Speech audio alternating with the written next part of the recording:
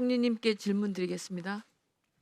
제가 이제 총리님 자력을 제가 좀 살펴봤습니다. 1970년 12월에 관세청 사무관으로부터 시작하셔가지고 경제개혁원 상공부, 통상부, 특허청장, 통상산업부 차관을 거쳐서 2007년 4월부터 2008년까지 제 38대 국무총리 지내셨지 않습니까?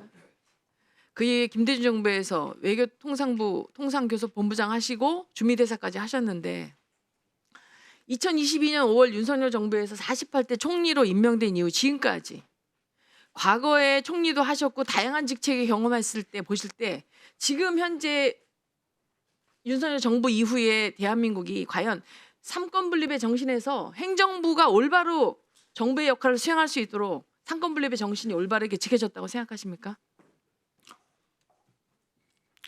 글쎄요, 한마디로 제가 평가를 하기는 어렵습니다만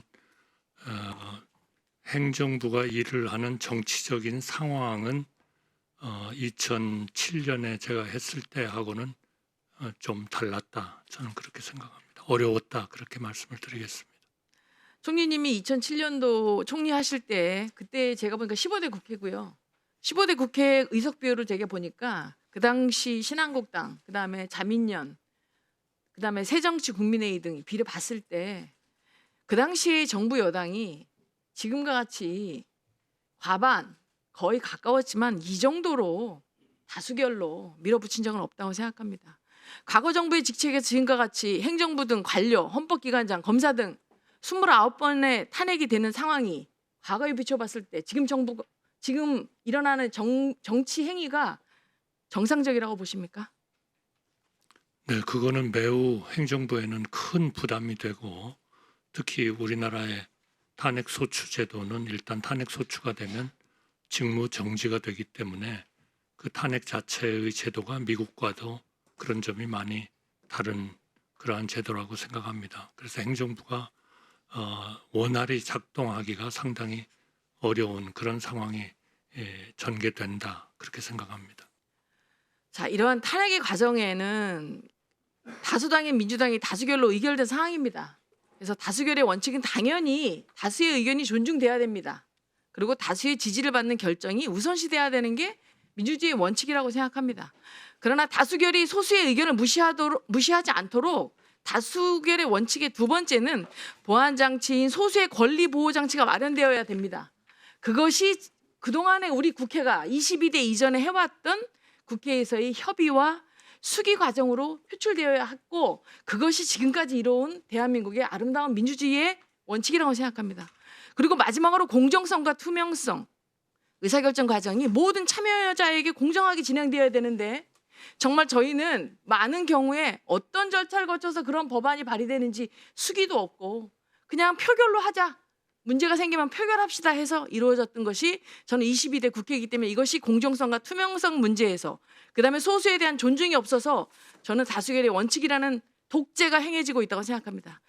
총리직을 수행하시면서 이와 같은 국회 일방적인 다수결 표결이 진정한 자유민주주의 방식이고 민주주의 오랜 역사에서 대의민주주의의 올바른 집행이라고 생각하십니까? 제가 완벽하게 답변을 드리기는 어렵겠습니다만 우리가 자유를 요구하려면 책임이 뒤따르듯이 다수결의 원칙에 의한 그러한 우리 민주주의의 기본적인 결정 과정은 동시에 그 소수 의견, 소수에 대한 배려도 같이 있어야 된다. 저는 그렇게 생각을 합니다. 그렇지 않으면 그것은 경우에 따라서는 저희가 가끔 그런 차이를 얘기하지 않습니까? 다수결의 원칙 또 법에 따라서 한다 했을 때 법대로라는 개념을 rule by law 법이 있으니까 그냥 법대로 한다. 이거는 사실 우리 자유민주주의를 살리는 그런 운영제도는 아니라고 생각합니다. rule of law 그게 바로 우리 자유민주주의의 장점을 살리는 그런 제도라고 보기 때문에 더더군다나 최근에 이러한 그 이념적인 그러한 그 논쟁이 많아서 그러면 그 진보냐 보수냐 좌냐 우냐 그것도 이미 저는 낡은 개념이다 이렇게 생각합니다.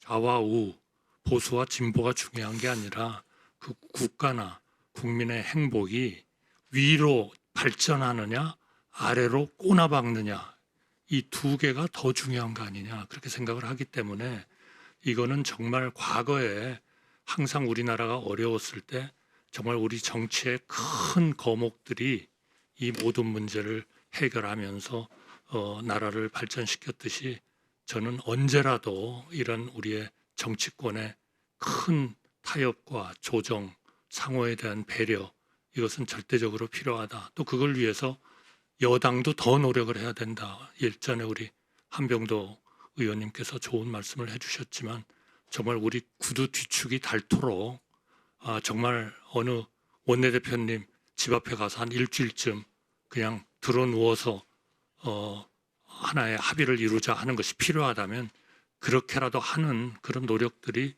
더 있어야 된다. 동시에 우리 다수당에서의 배려 그것도 좀 같이 있어야 된다. 저는 그렇게 믿습니다.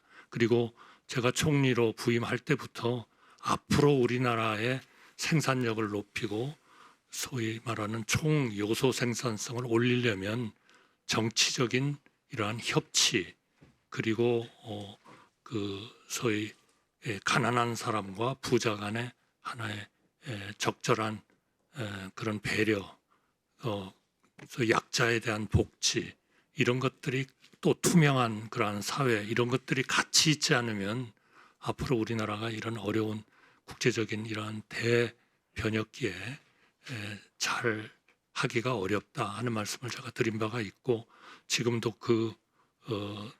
그러한 그 믿음에는 변함이 없습니다. 마지막으로 저는 말씀하셨지만 진보냐 보수냐 중요하지 않다고 생각합니다. 대한민국은 전쟁 중이고 그것 때문에 저는 안보가 제일 중요하다고 생각합니다. 이상입니다. 네.